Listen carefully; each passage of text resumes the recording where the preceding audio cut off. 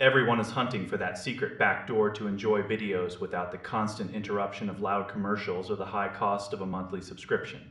I finally decided to look into this specific app that everyone keeps whispering about. It promises the moon.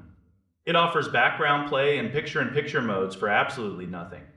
On paper, it sounds like a complete steal. For those on the Apple side of the fence, the experience is surprisingly polished. You get a clean interface that feels almost native. It acts as a specialized browser that strips away the clutter. It essentially wraps the standard video site in a custom skin. This makes it feel like you are using a high-end standalone app, rather than just a mobile website. You get dark mode right out of the box. You get that handy picture-in-picture mode that lets you chat with friends while a video plays in the corner. For many, these are the only reasons they want a premium subscription in the first place. The privacy side of things looks surprisingly good too. They actually told the App Store that they do not collect your data. That is a massive win in an era where every little tool wants to sell your browsing habits. But the story takes a sharp turn when you look at the other side of the mobile world. On Android, the experience is basically a minefield of tiny buttons and broken features. Users are reporting that double tapping to skip forward just does not work. The touch targets are so small that you might end up pausing the video just by trying to adjust the volume. It sounds like a frustrating headache. Then there's the matter of trust. This app started out as a free tool to build a massive following. Once they had everyone hooked, they flipped the switch to a paid subscription model. Even the people who were there from the start found themselves being asked to pay up. It is not exactly a great way to treat a loyal fan base. Beyond the ethics of the pricing, there is a technical cliff you have to worry about.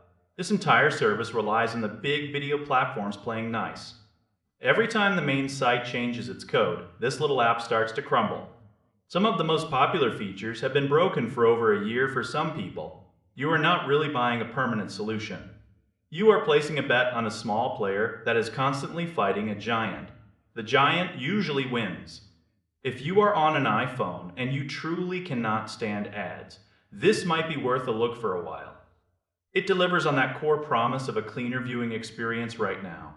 But if you are on Android, you should probably stay far away until they actually fix the basic navigation.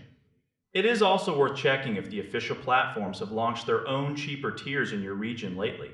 Sometimes the legitimate path is actually becoming more affordable. It is a wild landscape out there for anyone trying to save a few bucks on their digital entertainment. Keep your eyes open and do not get too attached to tools that live on the edge of what is allowed. You never know when the next update will turn your favorite tool into a digital paperweight. It is all about weighing the convenience against the inevitable bugs and the risk of a sudden shutdown.